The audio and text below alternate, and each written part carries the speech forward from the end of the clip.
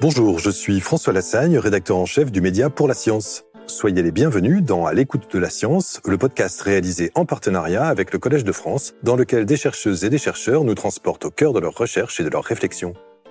L'équipe de Pour la Science travaille au quotidien avec des dizaines de chercheuses et chercheurs de tous les domaines. Physique, biologie, mathématiques, archéologie, médecine. Beaucoup d'entre eux publient, dans les pages du magazine et sur le site de Pour la Science, des articles au plus près des dernières avancées de leur champ d'études. Ces chercheuses et chercheurs viennent régulièrement à la rencontre de nos abonnés lors d'interviews enregistrées en public au Collège de France et diffusées dans les épisodes du podcast À l'écoute de la science, avec l'ambition de transmettre toujours directement et encore plus largement le savoir scientifique.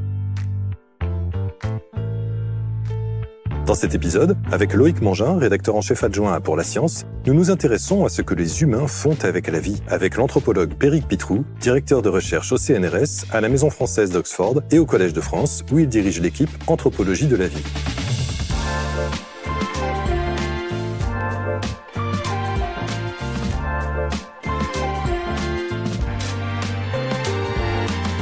Péric Pitroux, vous êtes anthropologue, directeur de recherche au CNRS, à la Maison française d'Oxford et au Collège de France, où vous dirigez l'équipe Anthropologie de la vie. Cher Péric, cher Loïc, c'est à vous.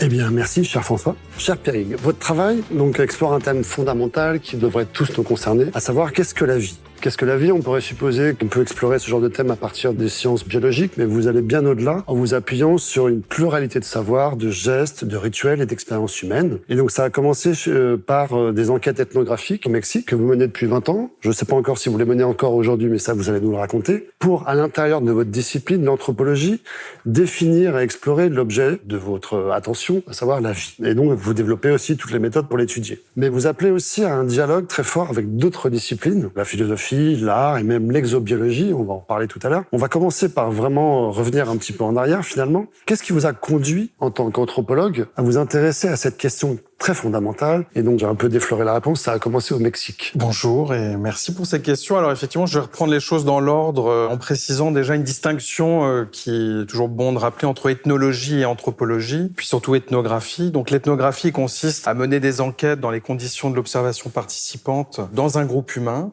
et à observer de la façon la plus détaillée possible un certain nombre de pratiques, de représentations, donc le vent du domaine religieux, de la parenté, de l'économie, de l'ordre politique. Donc ça, c'est l'ethnographie. C'est l'immersion, et on essaye de décrire de la façon la plus détaillée une société. L'ethnologie, alors je reprends une distinction qui a été faite souvent par Philippe Descola et par Lévi-Strauss avant lui.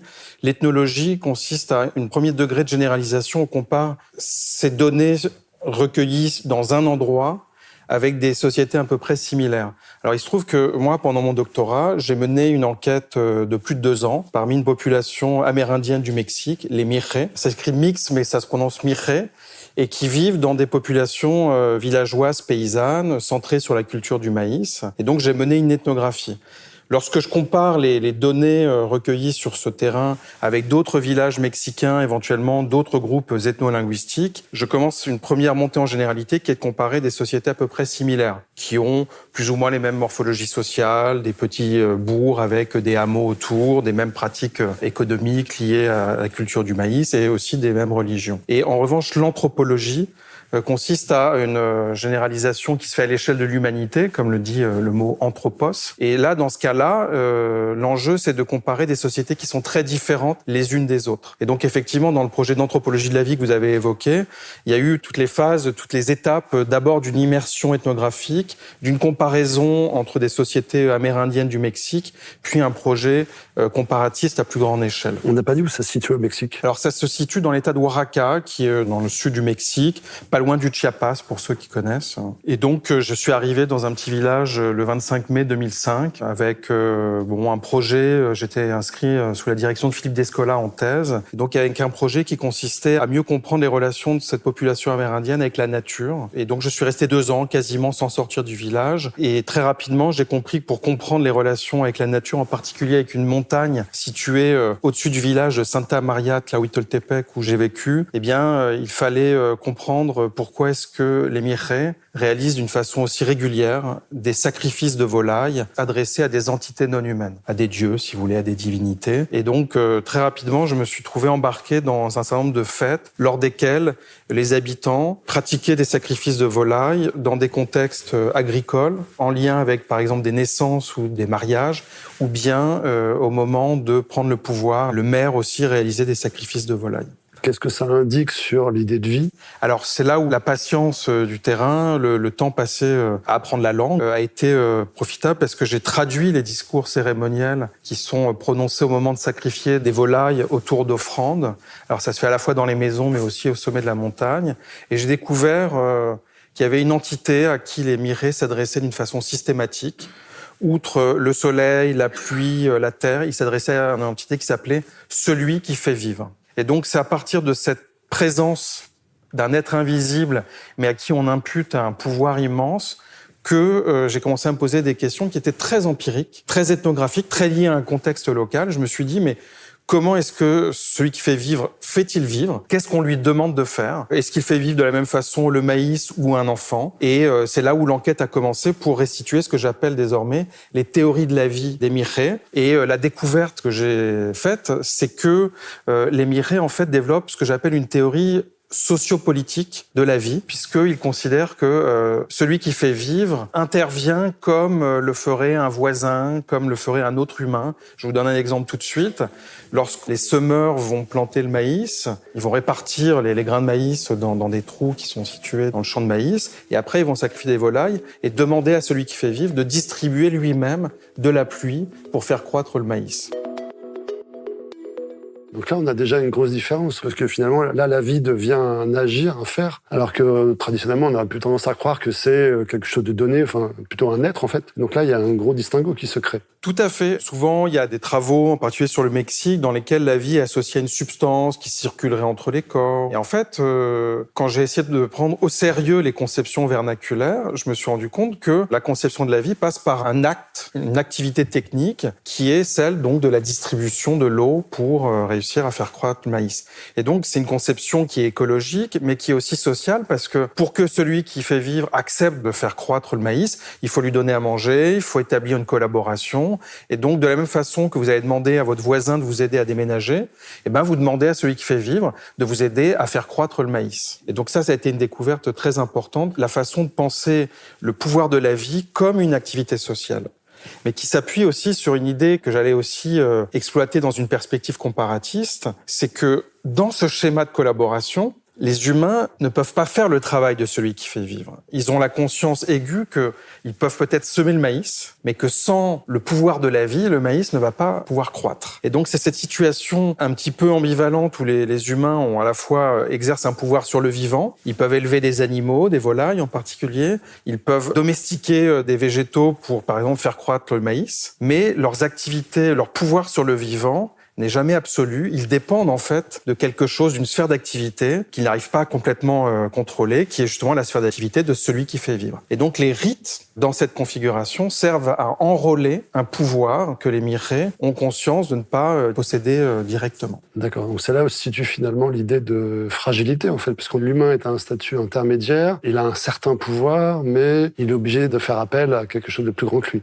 Tout à fait, et donc ça peut être un dieu, mais ça peut être aussi la nature. Quand on parle de la nature, on peut dire que c'est une forme un peu laïcisée de ce pouvoir qui s'exerce en fait sur les vies humaines. Et effectivement, qu'est-ce que c'est que l'expérience de la condition humaine ? C'est, nous observons dans notre corps et dans le corps des animaux et des végétaux qui nous entourent, qu'il y a des processus comme la croissance, comme la reproduction, comme le vieillissement, comme la mort. On peut les contrôler, on peut les domestiquer, on peut les retarder, on peut les programmer, mais on ne les contrôle jamais complètement. Et donc, il y a, surtout pour ce qui concerne notre propre existence, une conscience assez forte de la fragilité des vies humaines. Et donc, chez les Mirrés, je pourrais peut-être vous donner un exemple dans un instant, j'ai compris qu'il y avait dans l'organisation sociale des pratiques qui permettaient de comprendre comment on cherche à enrôler le pouvoir de la vie, mais aussi à prendre soin de la fragilité des vies humaines. Et donc, le moment où je m'en suis rendu compte d'une façon la plus paradigmatique, c'est lorsque j'ai assisté à un rite de naissance. 20 jours après la naissance des enfants, traditionnellement, les familles font une cérémonie avec le nouveau-né. Cette cérémonie arrivait normalement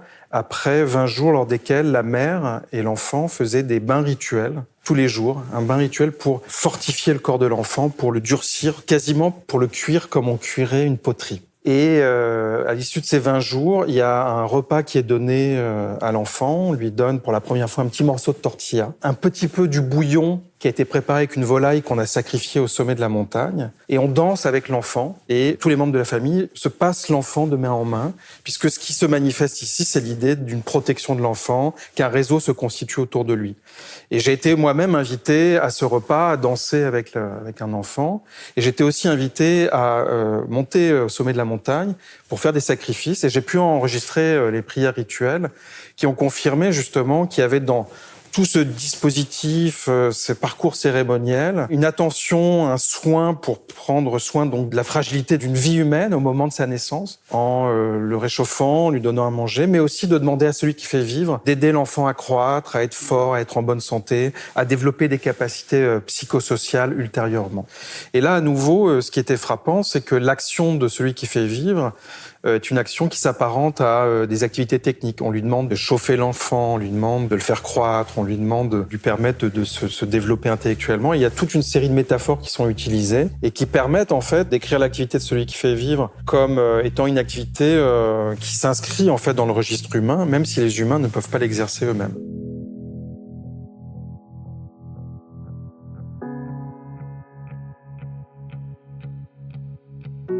Donc là, on est encore au stade de l'ethnologie. Si on généralise, qu'est-ce que ça change par rapport à la façon d'envisager le monde, nous humains, à 6000 km, 8000 peut-être même Alors, après mon retour du terrain, après avoir lu beaucoup ce qu'ont fait les collègues sur d'autres terrains, j'ai compris qu'il y avait beaucoup de rites de vie similaires à ceux que j'ai rencontrés moi chez les Mirets, alors qui prennent des formes différentes, mais cette répartition de l'activité entre l'activité humaine et l'activité qui est confiée à ce que j'appelle des métapersonnes, c'est-à-dire des êtres avec lesquels on peut établir un contrat ou une collaboration, donc des dieux, des ancêtres, des esprits. Donc ces métapersonnes, voilà, dans toutes les sociétés, j'en ai rencontré.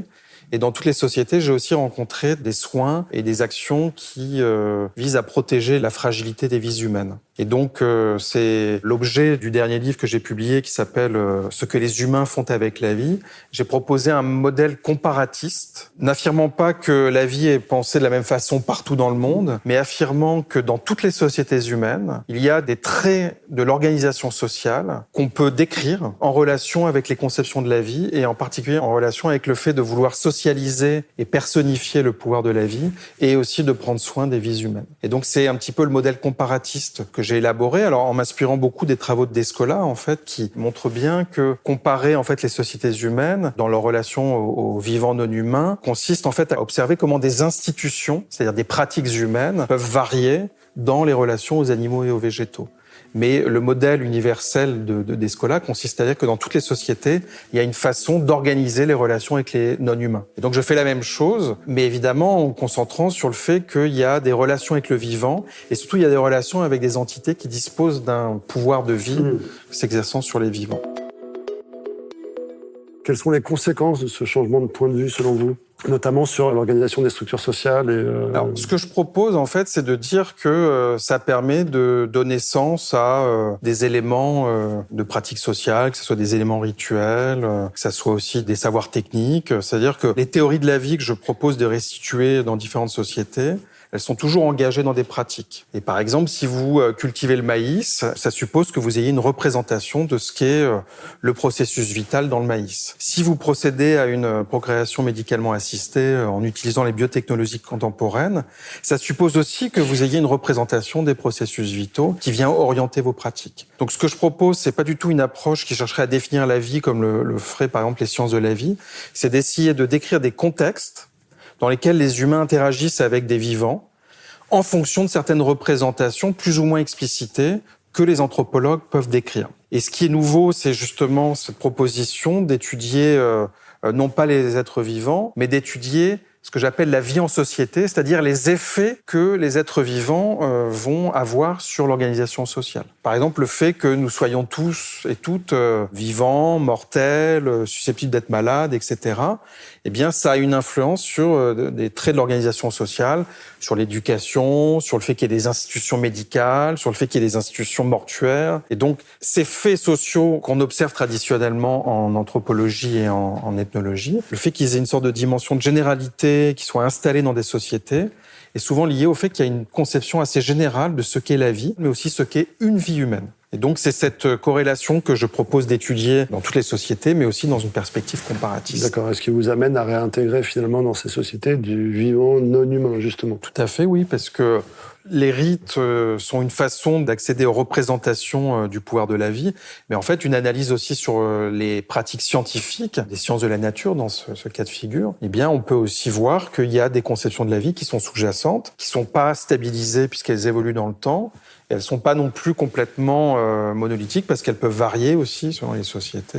Et donc, c'est pour ça qu'il y a aussi un volet qui a été ajouté à cette démarche comparatiste, qui ne mobilise pas simplement l'ethnologie des populations amérindiennes ou des sociétés non occidentales, qui sont les sociétés sur lesquelles, en général, l'anthropologie s'est consacrée pendant plusieurs décennies. J'ai fait rentrer, mais parce que les anthropologues s'étaient déjà emparés de la question, j'ai fait rentrer dans le modèle comparatiste d'autres courants de l'anthropologie. Par exemple, un courant qui s'appelle STS, Science and Technology Studies, les études en sciences et technologies, qui en fait consistent à aller dans des laboratoires de sciences pour comprendre comment les scientifiques construisent leur savoir sur la vie et le vivant, mais aussi comment ils produisent des bio-objets. Par exemple, comment ils vont cultiver des cellules souches, comment ils vont trouver des technologies qui vont aussi avoir un impact sur la société. Donc ça, c'est toutes les activités humaines que les Science and Technology Studies étudient. C'est pour ça que dans un récent article, vous parlez des gens qui fabriquent du fromage, finalement. On est dans un même modèle de... Enfin, c'est pas de la STS, c'est du Cheese and Science Studies. Oui. Mais... Alors effectivement, il y a un ouvrage que j'ai beaucoup aimé qui s'appelle The Life of Cheese de Heather Paxson, qui est une anthropologue qui travaille au MIT. Elle étudie comment des producteurs de fromage aux États-Unis développent des collaborations non seulement avec les animaux qui donnent du lait, mais aussi avec les microbes, avec les chiens, avec l'environnement. Et donc elle décrit ce qu'elle appelle une écologie de production. Donc là, c'est un autre volet. C'est pas simplement les sciences et technology studies, c'est aussi ce que j'appelle les écologies de la vie. Elle décrit comment en fait, l'anthropologie peut décrire d'une façon fine toutes ces interactions où, en fait, des processus techniques et des processus vitaux sont imbriqués les uns dans les autres. Et donc, une des nouveautés de l'anthropologie de la vie telle que j'ai définie, c'est d'essayer, en fait, de comparer des pratiques qui sont contemporaines, mais dans des sociétés très différentes. Et de réunir aussi, c'était un peu l'ambition du livre « Ce que les humains font avec la vie », des anthropologues qui ne discutent pas les uns avec les autres. C'est un peu ce qui m'a frappé quand je suis revenu du terrain. Et je me suis dit, mais en fait, il y a au moins 4 courants qui coexistent et des auteurs ne se citent jamais les uns les autres. Ils ne cherchent même pas à dialoguer. Et donc, l'ouvrage que j'ai produit, tout en défendant, je dirais, une piste pour avoir un modèle comparatiste, qui est aussi un modèle pour décrire, en fait, les sociétés où on va mener des enquêtes. J'ai essayé de développer ce que j'appelle un œcuménisme méthodologique. Ce qui ne veut pas dire que tout est bon à prendre, mais ça veut dire qu'on cherche quand même à voir sur quelle base on peut articuler certains travaux contemporains. La science, c'est aussi le dialogue, c'est aussi la possibilité d'établir des faits, de les vérifier et de pouvoir, pas simplement, ce qui arrive parfois dans les sciences sociales, défendre sa théorie. Donc je n'aurai pas de nom d'auteur, mais dans mon livre, justement, j'ai tendance à critiquer les auteurs les plus spéculatifs et les plus philosophes qui défendent une théorie de la vie qui est finalement une théorie très subjective.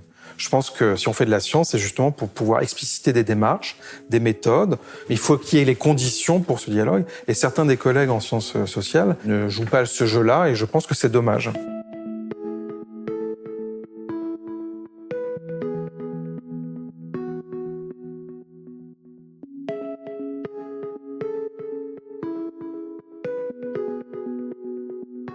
Dans le même article que je citais, il était question de fromage, il était aussi question d'un champignon, celui dont parle Anat Singh dans Le champignon de la fin du monde. Oui, alors c'est vrai que le livre d'Anat Singh, c'est un des chefs-d'œuvre de la période contemporaine en anthropologie. C'est un best-seller d'ailleurs qui a été traduit dans beaucoup de langues, dont le français. Alors pour le coup, quand on parle d'œcuménisme méthodologique, là c'est un bon exemple, c'est-à-dire que c'est un ouvrage qui a plu à des courants de l'anthropologie très distincts les uns des autres. Tout le monde a trouvé quelque chose dans ce livre qui était intéressant. Et je pense que c'est un ouvrage magnifique qui a été aussi pensé pendant plus d'une décennie par Anat Singh. C'est très bien écrit, c'est très inventif. Pour moi, c'est, dans certains chapitres, un des modèles de ce que j'entends par une enquête de terrain dans le domaine de l'anthropologie de la vie, puisqu'elle arrive à décrire, dans le même temps, en quelque sorte, ce que font les humains avec des êtres vivants, ce que font ces êtres vivants, dans ce cas-là, des champignons. C'est une enquête multisituée où Anat Singh étudie comment le champignon Matsutake circule en fait au niveau mondial, comment il est l'objet d'une commercialisation avec des travailleurs qui viennent les cueillir, puis les vendre, puis après il y a une chaîne d'approvisionnement qui apporte ces champignons à Tokyo, où là ils sont achetés par des restaurateurs. Et il rentre dans une économie du don. C'est-à-dire qu'au Japon, c'est des cadeaux de prestige qu'on va faire.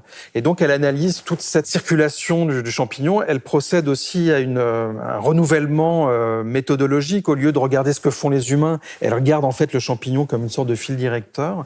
Mais ce faisant, et c'est pour ça que je pense que c'est un travail exceptionnel comme l'est celui d'Escola, c'est qu'elle montre comment les humains font des institutions, comment ils travaillent, comment ils ont des systèmes économiques marchands ou en termes de dons, comment ils développent des techniques. Donc pour moi, voilà, c'est un bon exemple d'une enquête où on essaye à parts égales de décrire des processus vitaux et des processus techniques et aussi une forme de généralisation de pratiques.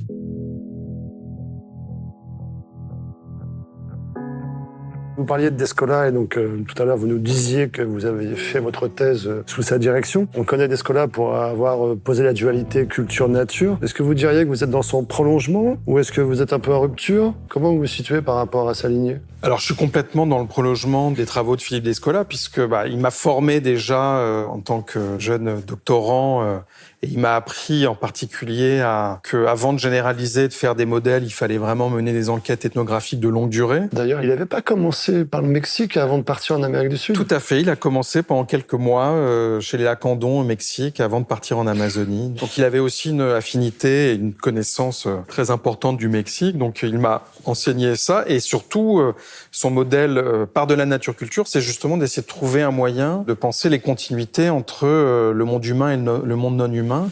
Et justement, autour de la question de la vie, la façon dont les humains socialisent les pouvoirs de la vie, la façon dont ils intègrent en fait des non-humains dans une organisation sociale, la façon dont ils développent des institutions, cette idée en fait, elle est complètement dans la lignée des travaux de Philippe d'Escola présentés dans Par de la nature et culture. Et l'idée d'étudier différentes institutions du vivant et de la vie dans le monde et de les comparer les unes avec les autres, c'est totalement un programme qui prolonge en fait le programme de Par de la nature et culture. D'accord. Parce que pour le coup, effectivement, Par de la nature et culture a un peu bouleversé la façon d'envisager le vivant non humain. Et du coup, ça a complètement bouleversé les réponses possibles par rapport au débat contemporain sur l'écologie et comment essayer de se sortir de ce monde un peu en crise dans lequel nous sommes.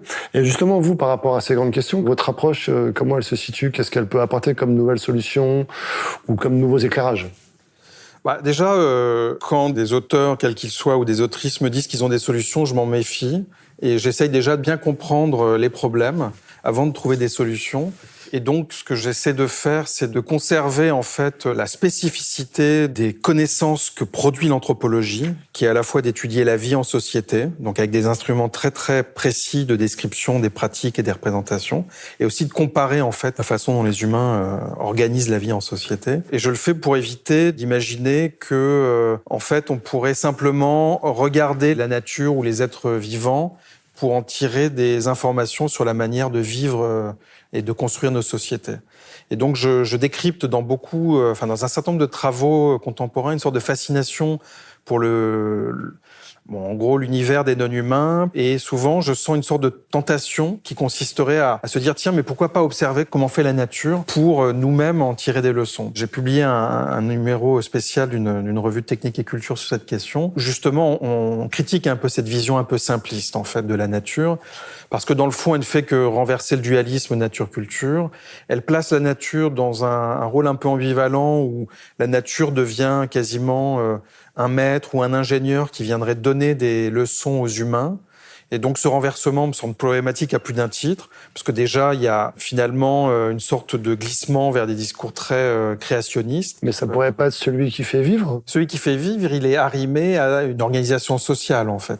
Et donc pour moi, on ne peut pas comprendre celui qui fait vivre tant qu'on n'a pas décrit l'organisation sociale où il émerge. Et de la même façon, je pense qu'on peut, et c'est ce que dit Descola, on peut pas comprendre la nature si on ne décrit pas l'organisation humaine qui interagit avec les non-humains. Donc c'est ce niveau de description, c'est les humains avec, cet avec qui me semble important de maintenir dans l'analyse, parce qu'il y a certains auteurs, par exemple un auteur comme Tim Ingold ou Eduardo Kohn, que je critique beaucoup dans mon ouvrage. Dans certaines de leurs propositions, disent qu'il faut faire une anthropologie par-delà l'humain ou qu'il faudrait finalement dépasser les méthodes traditionnelles. Et ce qu'ils promeuvent, en vérité, c'est une sorte de scientisme dans lequel certaines connaissances écologiques, mais un petit peu lues à la va-vite, pourraient servir de boussole pour orienter nos pratiques humaines. Et ça, j'y suis opposé parce que je pense que ça simplifie. Je pense que potentiellement, c'est très réactionnaire de dire que la nature va nous donner des modèles et des valeurs. Et je pense que c'est beaucoup plus pertinent de comprendre la complexité des interactions avec le vivant, avec la vie, avec la nature. Alors du coup, vous, dans votre ouvrage, vous proposez de répondre à deux questions qui sont la coexistence avec le vivant dans des environnements écologiques dégradés et également comment construire des conditions de vie qui atténueraient les inégalités entre vie humaine. Alors c'est une question qui est vraiment fondamentale parce que elle me permet de préciser ou de compléter ce que j'indiquais tout à l'heure concernant le fait que le projet d'anthropologie tel que je l'ai fini est œcuménique, ou en tout cas il intègre différents courants de l'anthropologie. Il y a aussi un courant très important qui est ce que je désigne comme étant l'anthropologie de la biopolitique ou l'anthropologie de l'ordinaire, ou des auteurs comme l'anthropologue Vinadas ou Didier Fassin, qui est donc professeur ici, sont attentifs à une manifestation de la vie qui est un petit peu décalée par rapport à ce que je viens de décrire, puisqu'il y a un accent qui est placé sur la question de la fragilité des vies humaines, sur les violences qui peuvent exister dans les sociétés humaines, sur les conditions en fait plus ou moins dégradées que les humains peuvent construire pour d'autres humains. Et donc, dans mon modèle comparatiste, il me semblait essentiel de m'appuyer sur ces travaux pour pas justement perdre de vue que reconnaître la place des animaux et des végétaux ne devait pas se faire au détriment d'une reconnaissance des différenciations qui peuvent exister entre les humains, pas simplement entre des sociétés différentes, mais y compris à l'intérieur d'une même société. Et ça, c'est aussi un des apports de l'anthropologie contemporaine, c'est la prise en compte de la diversité, non pas simplement des cultures, mais des conditions de vie au sein d'un même territoire. Alors évidemment, surtout dans la perspective de Fassin, il y a vraiment l'idée de critiquer finalement des modèles inégalitaires, de la même façon que finalement reconnaître la place des non-humains pour Descola est aussi une façon d'appeler un meilleur respect des environnements. Et donc je pense que dans l'anthropologie de la vie, il y a une possibilité d'avoir un modèle humaniste, mais qui intègre aussi la meilleure coexistence avec les non-humains. Et en fait, je pense que l'idée n'est pas de trouver un sens similaire, et c'est de trouver des moyens d'enquêter pour comprendre comment vivre sur la planète Terre, ça implique une expérience assez composite avec des vivants non humains, mais aussi dans des rapports de pouvoir. Il n'y a pas simplement le pouvoir des humains sur des vivants non humains, il y a aussi ce que des humains infligent à d'autres, dans les guerres, dans des violences. Et ça, c'est une donnée nouvelle de l'anthropologie contemporaine, je dirais depuis quelques décennies, de considérer qu'il faut que les enquêtes soient capables de reconnaître les souffrances des vies humaines ou les violences qui peuvent être infligées aux uns et aux autres.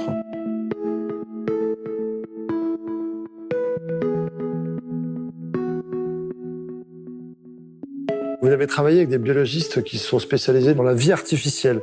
Qu'est-ce que vous êtes allé chercher près d'eux? Qu'est-ce que ce dialogue vous a apporté? Alors effectivement, souvent, du fait de logiques intellectuelles évidemment, mais aussi institutionnelles, il y a eu plusieurs programmes interdisciplinaires initiés à la fois par l'université PSL et par le CNRS, qui ont mis autour de la table différents scientifiques du côté des sciences humaines et des sciences de la nature et de sciences de l'univers. On a été regroupés en quelque sorte autour de programmes qui visaient à mieux comprendre comment les humains pouvaient modéliser par exemple l'émergence de la vie sur Terre ou bien sur d'autres planètes. Et donc là, j'ai en vue un programme novateur qui a été initié à PSL il y a maintenant 7 ans, qui s'appelait Origine et conditions d'apparition de la vie. Et alors là, justement, ce qui est intéressant dans la perspective comparatiste dans laquelle je me place, parce que pour faire un disclaimer, mon niveau de connaissance en sciences est très très bas en fait. Mais en revanche, en tant qu'ethnologue, me retrouver dans cette tribu scientifique à PSL et puis alors des chercheurs vraiment excellents, j'ai considéré que c'était un nouveau terrain, un nouveau lieu où j'étudiais comment des humains se rapportent en fait, ont une activité technique pour essayer de me comprendre comment fonctionne la vie, comment fonctionne le vivant. Alors dans le livre, je tire une première conclusion de ces premières enquêtes, c'est que probablement avec la période contemporaine, il y a le rêve qui s'incarne dans des pratiques scientifiques de pouvoir synthétiser des éléments inanimés pour fabriquer du vivant. On n'est toujours pas arrivé et probablement qu'il y a des obstacles innombrables qui font qu'on aura du mal à le faire. Mais ce qui m'intéresse, c'est que par rapport justement à la situation dans laquelle des mythes amazoniens ou mésoaméricains attribuent le pouvoir de la vie à des métapersones, là, dans la période contemporaine, où les humains sont un petit peu grandis par leurs innovations technologiques, il y a l'espoir en fait de se placer soi-même en position de métapersonne et de devenir soi-même celui qui fait vivre.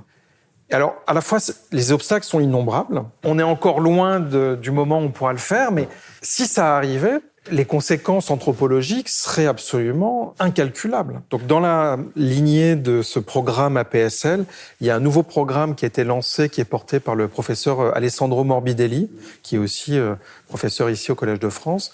Et c'est un programme national qui porte sur la question des origines des planètes à la vie. Et j'ai la chance, à nouveau, en tant que représentant des sciences sociales, avec une historienne, une collègue qui s'appelle Charlotte Big, de diriger un petit volet de cette grande aventure qui vise à réfléchir aux origines de la vie dans le domaine de l'exobiologie. Et c'est pas qu'une question qui concernerait l'observation des exoplanètes situées à des milliers d'années-lumière. C'est une question aussi qui change le regard qu'on peut porter sur notre propre planète.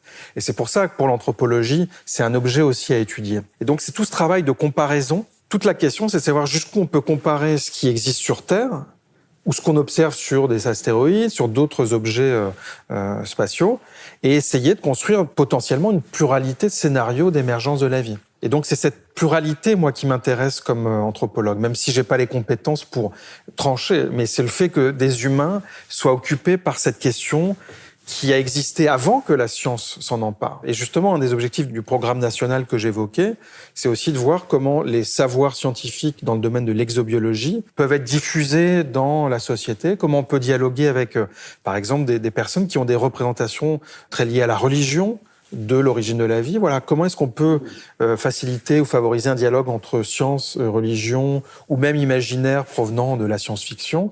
Je pense que c'est un des enjeux aussi d'une réflexion interdisciplinaire. Alors, il y a un autre domaine sur lequel je suis très impliqué avec un groupe interdisciplinaire de collègues au sein de l'université PSL.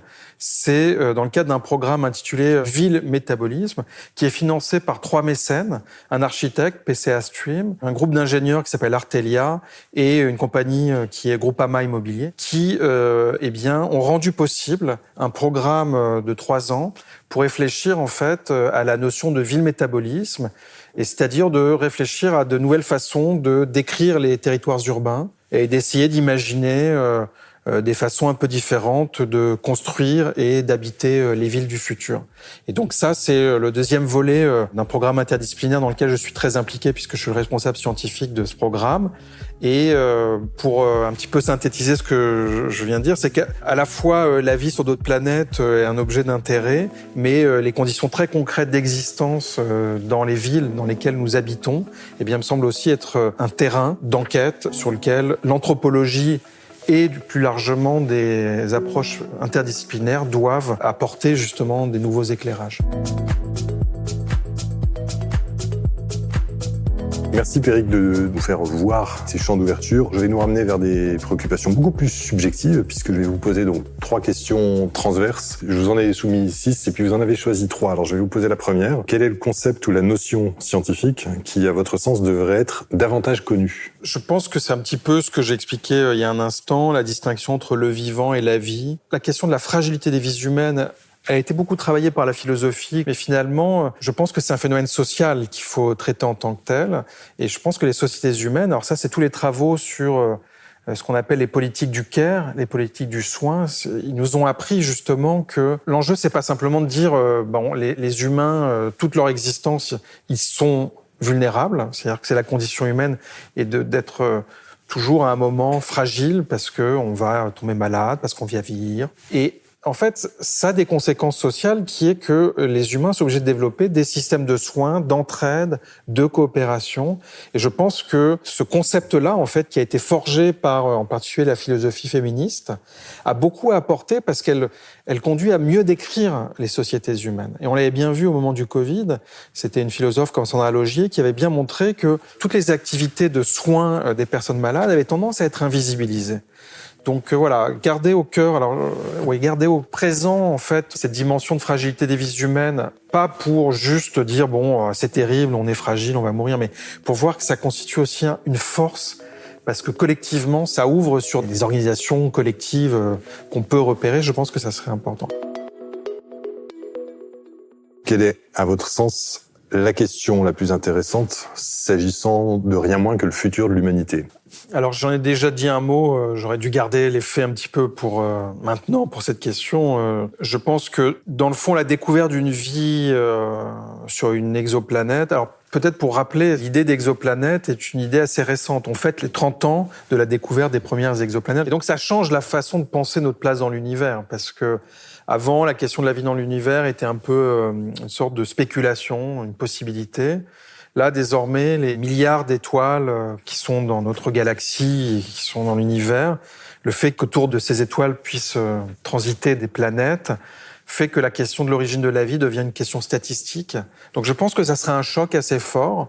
Alors après, on discute pas mal avec les collègues de se dire, bon, si on découvrait effectivement une trace de vie sur notre planète, bon, ça serait un choc, mais ça bouleverserait quand même pas complètement le quotidien. Sauf que, comme je le disais tout à l'heure, en fait, la question de l'observation d'une vie extraterrestre, elle peut pas être décorrélée d'expérimentations visant à synthétiser la vie sur Terre. Et il y a une sorte de mouvement de va-et-vient entre ce qu'on observe ailleurs et la façon dont on modélise en laboratoire.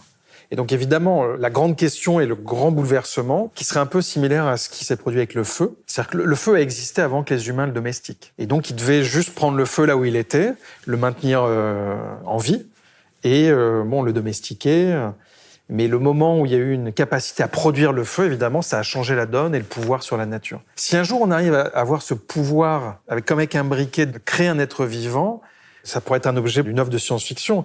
Les conséquences seraient abyssales, en particulier concernant la valeur de la vie, puisque si on peut produire d'une façon en fait mécanique, ou en tout cas intentionnelle, des êtres vivants, ce qui fait la valeur du vivant, qui est en partie le fait qu'on n'arrive pas à contrôler leur existence, eh bien, elle serait totalement modifiée en fait. Donc là, je pense qu'il y aurait quelque chose d'assez abyssal.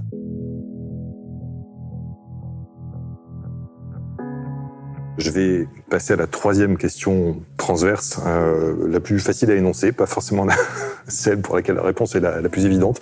Qu'est-ce qui vous rend optimiste? C'est sûr que c'est difficile d'être complètement optimiste quand on voit ce que les humains peuvent faire aux autres humains, ce que les humains peuvent faire à la planète, la souffrance, le désespoir de portions immenses de l'humanité, des conditions de vie absolument déplorables. Ce qui me rend, alors je ne sais pas si c'est optimiste, parce que finalement j'aurais tendance à dire que de toute façon, il y aura toujours un mouvement de balancier entre ce que les humains sont capables de faire de meilleur et de pire. Mais j'avoue avoir une forme de tendresse, de fascination pour la capacité des humains à produire des grandes choses dans les sciences, dans les arts, dans les mouvements sociaux, dans les fêtes. Je pense qu'une partie des raisons pour lesquelles j'ai fait de l'ethnologie, c'est que j'ai une fascination pour cette capacité à se réunir collectivement pour faire des choses en commun. Et donc cette puissance du social, elle me rend optimiste, même si je sais que le social peut être aussi mobilisé à des fins plus destructrices. Mais aussi, ce qui me fascine, et peut-être que c'est moins courant, c'est l'ordinaire d'une vie humaine. Ce qui se passe lorsqu'on offre un verre d'eau à quelqu'un, ce qui se passe quand on fait un cadeau, ce qui se passe quand on engage une discussion quand on rit avec quelqu'un. Les détails de la vie ordinaire qui font que, à chaque instant, finalement, l'humanité et le plaisir de vivre avec d'autres humains, quand il n'y a pas des situations de violence et de tension, eh bien, cet infraordinaire, je trouve quelque chose d'absolument fascinant, très émouvant, et qui dit aussi beaucoup de la force des sociétés, en fait. Et donc, la façon dont nos vies ordinaires sont aussi des manifestations du pouvoir du social, c'est une raison d'être optimiste, en fait. Merci, cher Pierrick. Je vais laisser la parole à nos abonnés pour d'autres questions. Vous n'avez jamais défini ce qu'était la vie pour vous. Et d'ailleurs, il n'existe pas, je crois, de définition absolue de ce terme. En revanche, j'ai cru comprendre en lisant vos travaux et la façon dont vous les présentez que ce qui vous intéressait, c'était finalement comment l'homme envisage la vie. Est-ce que je me suis trompée sur cette interprétation ? Non, vous avez tout à fait raison. Alors effectivement, mon propos n'est pas de définir la vie. Pour la bonne et simple raison, je pense que justement, je pars de l'observation ou du constat qu'il y a une multiplicité des manières de définir la vie, à la fois entre les sciences et à l'intérieur même des mêmes sciences, mais aussi il y a d'autres façons de définir la vie en dehors de la science, dans d'autres sociétés. Donc mon point de départ, c'est justement cette pluralité, et donc j'essaye de l'expliquer. Et en fait, j'essaye de, comme vous le venez de dire très bien, de comprendre ce que les humains ont en tête et ce qu'ils font lorsqu'ils parlent de la vie ou de concepts qui sont reliés dans différentes sociétés. Donc évidemment, il y a toute une réflexion sur la façon de traduire le concept de vie. Alors c'est une position qui est assez complexe parce que dans le fond, on est un peu influencé par une définition biologique qui malgré tout imprime la façon dont on pense les choses en Occident. Et donc j'essaye de voir comment en fait les humains développent des conceptions de la vie qui relèvent pas des sciences de la biologie. Et donc, ce que j'essaye de faire, c'est pas de définir la vie, c'est de définir des conditions pour que l'anthropologie puisse repérer dans des systèmes de parenté, dans des systèmes économiques, dans des systèmes rituels, des conceptions qui relèvent de ce que les humains vont appeler la vie. Donc, c'est effectivement un point un peu décalé. Et dans le fond, si on pense à ce que faisait Foucault en philosophie, ce qu'il proposait par rapport justement à la notion de vie, c'est d'étudier pas le concept en tant que tel, mais comment le sujet connaissant élaborait ce concept. Donc, finalement, ce que je fais, c'est une approche qui dézoome encore plus, en essayant de voir comment des sociétés en viennent à développer ces concepts. Et la manière que j'ai de procéder n'est pas celle, par exemple, de l'histoire des idées, qui va voir comment des concepts peuvent varier au cours de l'histoire, ou de la philosophie, qui va essayer de tester la solidité conceptuelle. Ce que j'essaye de voir, c'est des contextes, et de voir comment on a, en fonction de pratiques sociales, on a des théories de la vie qui sont corrélées ou associées. Et effectivement, j'ai une forme je suis un peu agnostique sur ce qu'est la vie en tant que telle, tout en reconnaissant qu'il y a quand même des phénomènes qu'il est difficile de ne pas voir, comme la croissance, Mais effectivement, quand je rentre vraiment en discussion serrée avec les anthropologues, ils me disent oui, mais tu importes une vision occidentale. Mais bon, je pense que de toute façon, l'idée est plutôt de mener de meilleures observations et de corréler des ordres de faits qui sont d'ordinaire pas corrélés les uns avec les autres.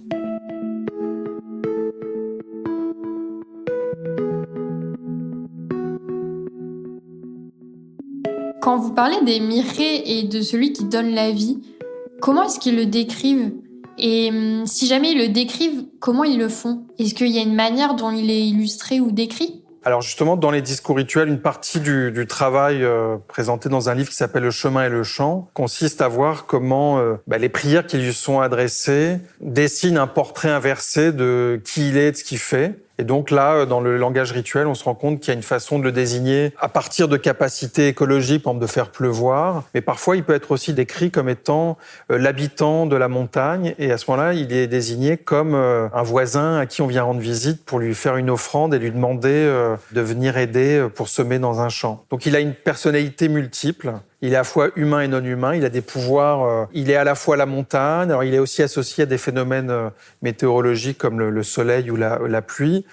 Parfois, on dit que c'est lui qui pleut. Parfois, on dit que c'est lui qui fait pleuvoir. Et c'est pour ça que je parle de socialisation des pouvoirs de vie ou de personnification. C'est-à-dire qu'il y a à la fois la reconnaissance de ce qu'il fait que les humains ne peuvent pas faire, c'est-à-dire il fait pleuvoir, mais il y a tout un travail rituel qui vise justement à faire que cette action normalement incommensurable avec le régime humain, avec l'activité humaine, ça fait partie du social. Donc, on va dire par exemple à celui qui fait vivre, je te donne à manger, et puis tu vas venir m'aider, et demain tu vas venir à la maison et je te redonne à manger. Et donc, il est en quelque sorte personnifié pour qu'il y ait un accord qui soit, scellé avec lui. Donc, vous avez bien remarqué effectivement une forme d'ambivalence. C'est des pouvoirs non humains, mais tout est fait pour l'anthropomorphiser ou le personnifier. J'ai peut-être une question dans la question, mais quand vous êtes sur le terrain, est-ce qu'il est judicieux ou au contraire, est-ce qu'il ne faut surtout pas faire quelque chose comme je vais poser la question à un des participants à un rituel, s'il te plaît, peux-tu me décrire celui qui fait vivre dans tes mots? Est-ce que la description vient de l'observation en extrayant des traits? Et est-ce qu'il faut justement se préserver d'aller poser la question de manière directe? On fait les deux, mais effectivement, il faut se méfier d'une ethnographie qui serait faite uniquement sur la base d'entretien, et ça arrive bien souvent, il faut le dire, parce que c'est le principe que j'ai énoncé pour moi et que j'indique à mes étudiants, c'est que les humains ne font pas ce qu'ils disent et ils ne disent pas ce qu'ils font. Donc on peut avoir un moment d'exégèse en disant voilà, là, demain, qu'est-ce que tu vas faire ? Tu montes au sommet de la montagne, qu'est-ce que ça signifie ? Donc c'est utile, mais la méthode qu'on appelle ethnolinguistique, qui repose justement sur la transcription des discours prononcés, puis sur leur traduction et leur analyse morpho-syntactique, permet de mieux comprendre ce qui se passe au moment où on prononce cette prière. Celui qui fait vivre en espagnol, il me disait, il s'appelle El dador de vida, le donneur de vie. Et quand j'ai pris le terme en mire, en fait, le sens littéral, c'est celui qui fait être vivant. Et donc, en essayant d'identifier dans les discours rituels les catégories d'action de cet être, j'ai vu en fait toute une panoplie d'activités. Alors quand il va aider un enfant, il va plutôt le réchauffer, le faire croître. Et quand c'est pour le maïs, là il va distribuer l'eau. Quand c'est le maire du village qui demande de l'aide, il va plutôt utiliser ses bras pour protéger le village. Donc il y a à chaque fois des catégories différentes qui apparaissent dans les discours. Quelle est la taille de la communauté dans laquelle vous étiez ? Alors, les Miré, c'est un groupe ethnolinguistique de 120 000 locuteurs. Et le village dans lequel j'ai vécu, c'est une communauté de 12 000 habitants. Enfin, à l'époque, c'était 12 000 habitants. 3 000 dans le bourg central.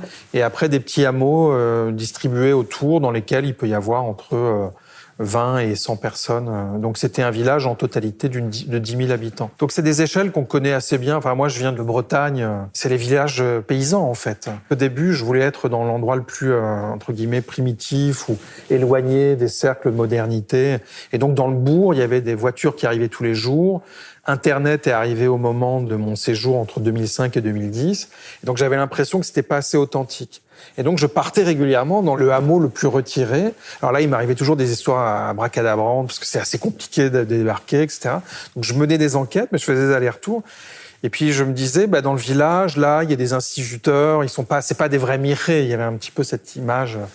Et puis, à un moment donné, ils m'ont dit, viens, on va au sommet de la montagne. Puis, j'ai découvert que tout le village, en fait, pratiquait des sacrifices dans les fondements de la mairie au moment du changement de l'équipe municipale. Et donc, comme j'ai passé plusieurs années, on m'a invité à assister à ces cérémonies, à filmer, à enregistrer.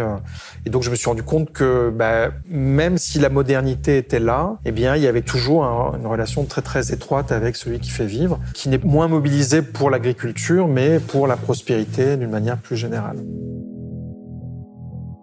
Comment avez-vous appris leur langue ? Et est-ce qu'entre eux, ils communiquent en espagnol ou est-ce qu'ils utilisent le miré ? Alors, ils utilisent le miré. Moi, je suis arrivé, il y avait des petits lexiques, des petites grammaires. Et donc, tout de suite, dès le premier jour, je me suis mis à apprendre. Toutes les interactions entre eux se faisaient en miré. Et en fait, pour être tout à fait honnête, j'ai des amis ethnolinguistes, spécialistes du maya, en particulier Valentina Wabnarski. C'est une amie collègue. Elle est complètement fluente en maya. Elle parle comme, elle parlerait l'anglais ou l'espagnol. Je pense qu'il y a des gens qui sont très bons pour ça. Moi, j'avoue que dès que je comprenais pas des mots en miré, on me les disait en espagnol. Donc, ce que j'ai développé, c'est une compétence qui serait un peu similaire à ce qu'on fait quand on fait une analyse d'un texte en latin ou en grec. C'est-à-dire que dans le fond, j'étais capable de triturer un discours rituel et de dégager ce qu'était le temps, où étaient les adverbes. C'était un peu ce type de savoir que j'ai pu développer. Mon objectif, c'était de comprendre ce qu'il disait en faisant. Donc c'est une traduction qui est un peu une première approximation, mais qui m'a quand même éclairé beaucoup de problèmes que je rencontrais d'interprétation.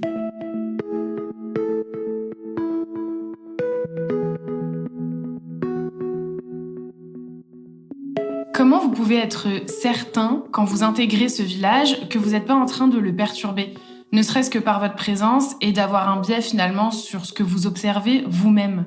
Oui, non, c'est une très bonne question, puisque déjà elle se pose pour les sciences de la nature. On modifie les choses. Moi, ce que j'ai compris et ce que j'enseigne à mes étudiants, c'est que, en fait, un des instruments avec lesquels travaille l'ethnologue, c'est sa subjectivité. Et donc, on va apprendre à incorporer une culture, on va apprendre à manger certains repas, à cuisiner, à décapiter une volaille, par exemple, avec une machette. Donc, tous ces apprentissages que j'ai faits, tout ce que ça a produit en moi, tous les souvenirs que ça a pu provoquer, en fait, ça permet de voir comment ce processus d'apprentissage délimite aussi certains traits culturels de la culture que j'ai appris à connaître et à rencontrer. Alors évidemment, la place de la subjectivité change un petit peu les choses. Quand on assiste à beaucoup de situations et qu'on reste longtemps, malgré tout, on dérange de moins en moins. Et puis, il y a une forme de redondance de l'information. Quand on a assisté à 10 rituels, finalement, il y a un moment donné, je pouvais dire, là, il va se passer ça, ça, ça et ça. Donc, on n'a pas une certitude pour reprendre vos mots, mais en tout cas, on a suffisamment de données pour établir des faits. Ce que dit Descola, c'est quand on arrive à prévoir ce qui va se passer, c'est qu'il est temps de partir. Alors, tout à fait. Alors, effectivement, il y a un moment, je me suis dit, je sais ce qui va se passer là dans 1 heure et demain. Et j'ai senti une sorte d'ennui dans une fête, mais ça faisait 3 ans que j'y étais. Et puis finalement, je suis revenu 2 ans après avec de nouvelles questions. Et donc là, ça a relancé l'enquête. Et l'enquête s'est poursuivie de 2005 jusqu'au Covid sans discontinuer. Et malheureusement, depuis, je suis parti à Oxford pendant 3 ans. Donc là, il y a un moment où je suis pas revenu sur le terrain, mais je continue à y penser tout le temps, en fait. Évidemment, j'y retournerai. Et voilà, revenir sur le terrain à différents moments de sa vie ou de sa carrière, c'est toujours très, très utile. Merci, cher Pierrick, merci beaucoup. Quand nous avons préparé cette interview, j'avoue avoir craint que nous soyons un peu noyés sous les concepts, sous les notions jargonneuses. J'avais cette crainte parce que, je dois l'avouer, je trouve parfois très difficile à lire certains essais publiés par des anthropologues ou des ethnologues parce qu'ils sont très théoriques et qu'ils renvoient à de très nombreuses références que je n'ai pas la chance de connaître. Mais c'est tout le contraire qui s'est passé avec Pierrick Pitroux. Il a l'esprit très clair, c'est un éclaireur lumineux. Tenez, avec lui, je sais désormais distinguer de manière très simple l'ethnographie, l'ethnologie et l'anthropologie. L'ethnographie, c'est l'immersion. C'est quand un ethnologue observe de très près ce qui se passe dans un groupe, souvent dans des contrées éloignées, mais pas forcément. L'ethnologie, c'est quand l'ethnologue compare ses observations avec celles qu'il fera dans la même culture, mais dans des groupes humains différents, ce qui relie et ce qui différencie ce qui se passe d'un village, d'un hameau, d'une ville à l'autre. Et puis, l'anthropologie, c'est la montée en généralité jusqu'à l'espèce humaine. Qu'est-ce qui est commun à tous les humains? Qu'est-ce qui varie? Facile, non? Bon, Pierrick Pitroux, il est anthropologue, donc aujourd'hui, c'est la généralisation qui l'intéresse. Mais il y a 20 ans, il a commencé par observer ce qui se passait dans un village à côté du Chiapas, au Mexique. Il est resté 2 ans en immersion avec les Mirés. Parmi les choses qu'il a remarquées chez eux, c'est qu'ils pratiquent régulièrement des sacrifices de volailles pour plein de raisons différentes. Et il a compris que dans leur rituel, ils s'adressent à celui qui fait vivre. Et il s'est demandé ce qu'était pour les Mirés celui qui fait vivre. Lui, il appelle ça une métapersonne. Et des métapersonnes, il n'y en a pas qu'au Mexique. Oui, parce que bien plus tard dans sa carrière de chercheur, Pierrick Pitroux s'est posé plus ou moins la même question. Qui est celui qui fait vivre? Dans des laboratoires de recherche en biologie, dans des unités de procréation médicalement assistées ou bien encore en discutant avec des exobiologistes. Alors, bien sûr, il ne s'agissait plus de monter au sommet d'une montagne pour faire un sacrifice rituel. Et puis, la question de départ, en fait, elle a changé un peu. Elle est devenue un peu plus générale, plus anthropologisante. La question d'aujourd'hui de Pierrick Pitroux, c'est que font les humains avec la vie? Pour trouver des réponses, il discute donc avec de très nombreux autres chercheurs dans d'autres disciplines, l'écologie, la biologie, la sociologie, la philosophie. Et ces échanges, il les fait fructifier dans des livres, c'est un très bon conteur, et il construit ainsi des ponts entre des domaines de recherche qui étaient parfois restés très isolés jusqu'ici. Alors je crois que ces ponts qu'il nous a fait découvrir pendant cette interview, ils sont très utiles, ils sont très nourrissants. Parce qu'aujourd'hui, on entend beaucoup de monde dire qu'il faut que les sociétés humaines retissent des liens avec le vivant. On comprend pourquoi nous le mettons en péril, le vivant, de manière accélérée et cela risque de se retourner contre nous. Mais avant de retisser des liens avec le vivant, il est important, nous dit Pierrick Pitroux, de bien comprendre ce que jusqu'ici nous faisons avec la vie. La vie en tant que processus et pas seulement ce qui est vivant. Et bien pour cela, il est un guide curieux, inventif, que je vous invite à suivre.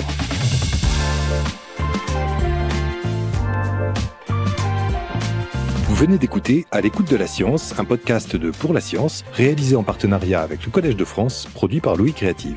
Merci à Pierrick Pitroux d'avoir pris le temps de partager sa passion et ses connaissances. Merci au Collège de France et à David Adjemian de nous avoir accueillis. Merci aux abonnés de Pour la science d'être venus nombreux. Merci à Gautam Shukla et Marion Girard pour la réalisation et la production de cet épisode. À l'écoute de la science est à retrouver sur toutes les plateformes d'écoute. Vous pouvez nous laisser des étoiles, des commentaires et surtout en parler autour de vous. Vous pouvez également nous rejoindre sur pourlascience.fr, retrouver nos magazines et hors-séries en kiosque et vous abonner à ce podcast bien sûr.